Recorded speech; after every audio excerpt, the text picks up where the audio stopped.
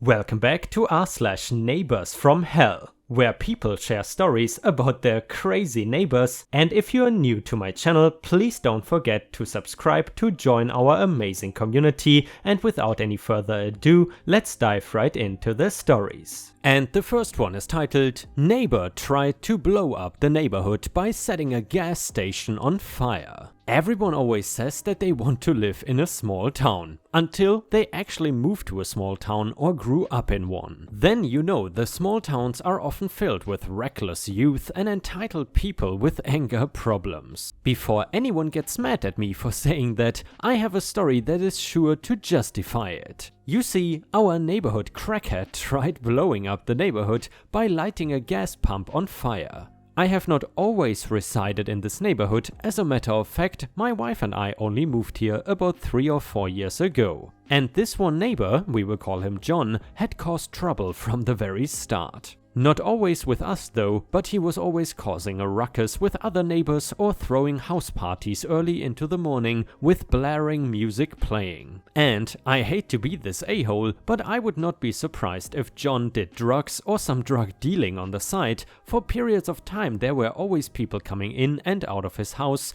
coming and going for something. The first incident where we noticed John was the troublemaker of the neighborhood was when the teens that lived in the family house next to his were throwing a ball on his lawn. My wife and I had been tidying up our front yard and planting some flowers. Happy wife, happy life, when we heard John started yelling at the neighbor teens. The mom had come out to see what was going on, and John immediately made a fuss about, "These effing kids from this generation don't know respect," and yada yada yada. I mean, I can understand if he was upset that someone was on his lawn without his permission, but the way he went about it was very explosive and alarming. It honestly frightened me a little bit, and I'm a pretty buff and confrontational guy. The way he just had no shame screaming at some kids having fun loud enough so the entire city can hear, it is not that deep, bro. The next incident was when he was having a house party. On a Wednesday night with music that was so loud, the pictures hanging on our wall were rattling. It was so late and I was getting very frustrated. I mean, I can only imagine how the people next to him felt.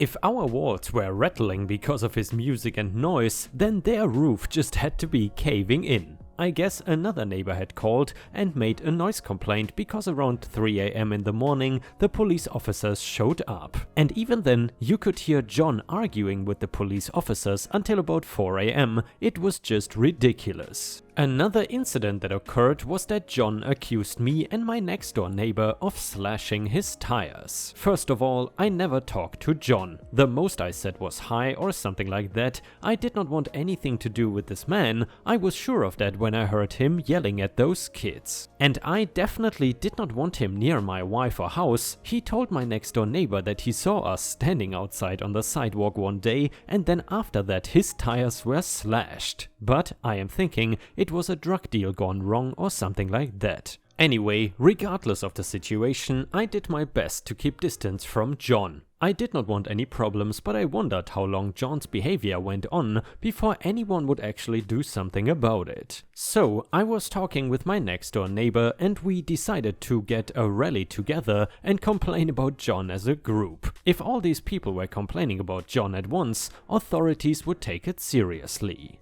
And they did take it seriously, which is a good thing, but John took it even more seriously. One of the neighbors had made a complaint about John's carport. It was illegal or something, I'm not really sure. Anyways, code compliance ended up coming out to inspect it, and John was pissed. As a matter of fact, John was so pissed that the next day he ended up trying to blow up the neighborhood. Yes, you read that right. Blow up the neighborhood. See, there is a tiny gas station at the end of our street. It is not even a chain, but a little mom and pop stop. John was so pissed off that code compliance came out and various neighbors reported him that he thought he could blow up the neighborhood by lighting the gas station on fire. Except John is a dumbass and does not know what he is doing, so instead of making an explosion, all he did was set a small fire to the gas pump, which in itself is extremely dangerous, but still. Well, the gas station owners called the police, and surprisingly, or not so surprisingly, John seemed to have no shame.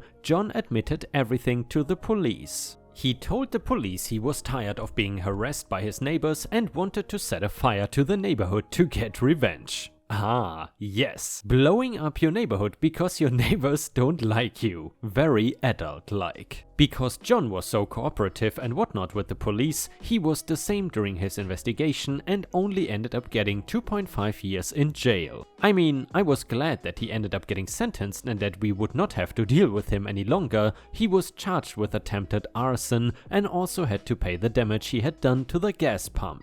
So, guys, still wanna move to a small town? And yeah, Ripe Stars, even though I have lived in small towns for the majority of my life, I gotta say, I don't really have any insane stories to share, except for a few neighbors from hell here and there. However, I would love to hear from you. Do you have any crazy small town stories to share? If you do, please post the stories either here in the comments or on r/Ripe Stories on Reddit, which is very much appreciated. Thank you so much in advance.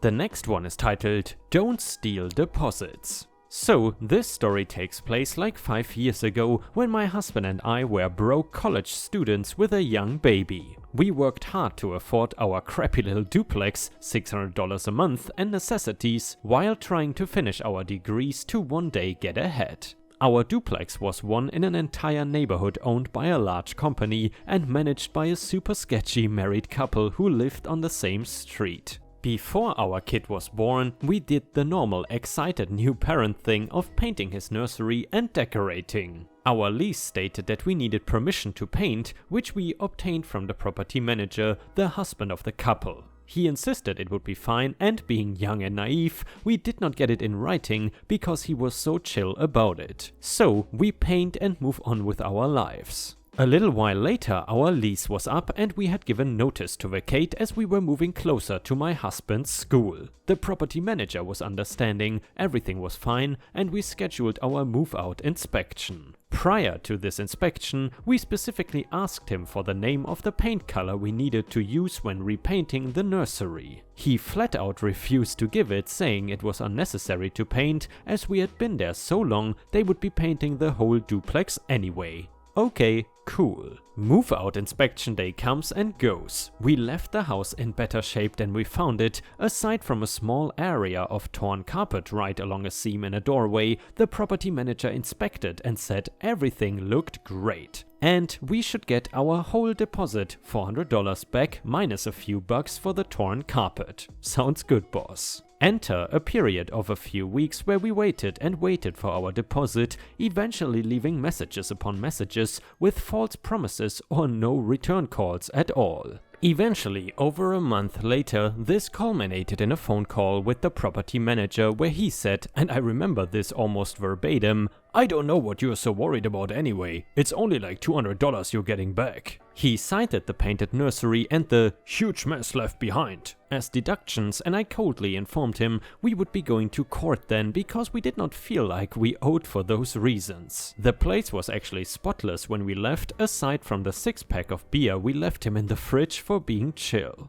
Not 1 hour later he called back and miraculously our refund check had just shown up in the mail. Already knowing he was trying to F us, we installed a recording app on my phone, one-party consent state, and went to the office. The check indeed was only for $200 of our deposit and included no list of what they charged us for, which is an important detail. We intentionally goaded him into admitting that he had told us not to paint and that the house looked great on move-out, and went on our happy way, revenge plan already unfolding. We did not cash the check and instead emailed the CEO of the entire property company, copying in the property manager and detailing the entire process. The CEO sent back a smartass email with a cute little typed up list of deductions, including all the things we were specifically told we would not be on the hook for. A fun detail was that even by his own math, they owed us $230 of our deposit. No one really had an answer for why they then tried to issue a check for $200, but whatever.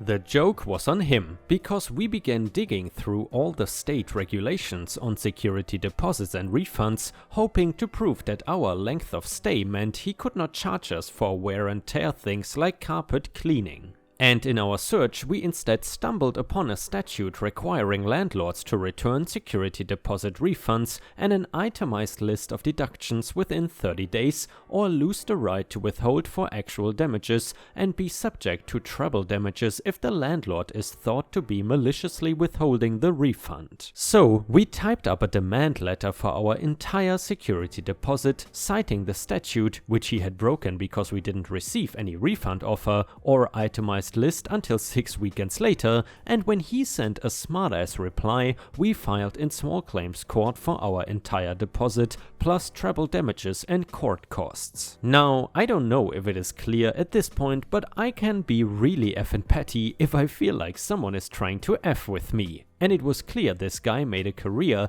out of stealing money from low-income renters who likely could never afford to fight it. I was pissed.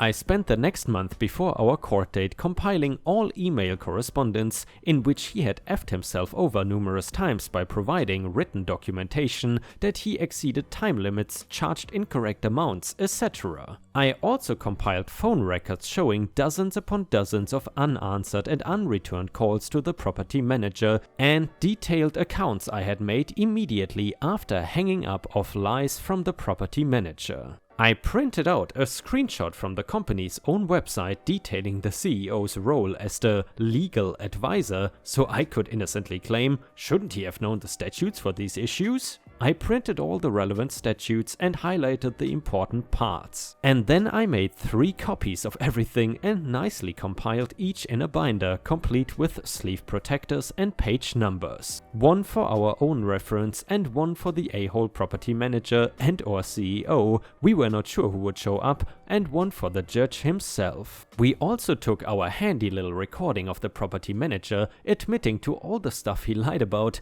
and then pretended to have never said it. Needless to say, the judge laughed at how prepared we were and asked if we were law students, and then awarded us treble damages and court fees as well as interest. I will never forget the CEO's face when we looked over and smiled at him. All his a-hole emails and disregard for the law were on the table, and rather than giving us the original $350 or so we were promised from our deposit, he ended up paying us over $1,300 a month later. It was absolutely glorious. By the way, edit, I completely forgot until my husband and I were just laughing hysterically about this, but the CEO also filed his response to our suit with a counterclaim for $1,225 for expenses incurred as a result of the actions of plaintiff. He never really said how he got to that number, but in his last email before we sued, he did say, "I hope we can avoid litigation in this matter, but we will engage aggressively if forced to do so."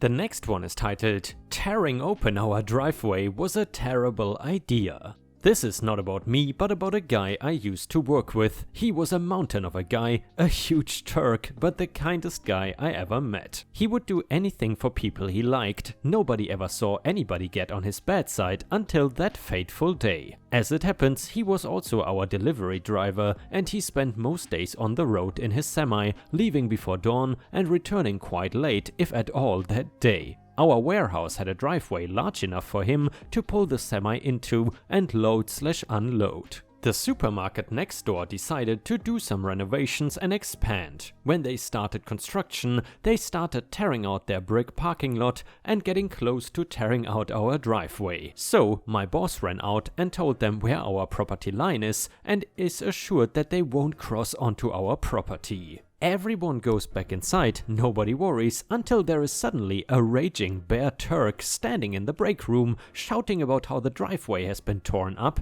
and he cannot get his lorry in. We go out and indeed the driveway is half missing and there is a concrete building foundation poured in. Construction workers are nowhere in sight, boss sends the supermarket manager an email message and everybody goes home. Next day we arrive to the site of very angry construction workers. Apparently the delivery driver went back in the middle of the night with some bolt cutters, liberated about 30 of their shopping carts and stuck them into the drying concrete in various comical positions. Overnight, the concrete hardened and the carts became quite difficult to remove. Construction crew brings in the jackhammers and 4 days later most of the concrete is gone and they start preparing for another pour. This time leaving our driveway intact. Foundation comes out fine, everything is looking good.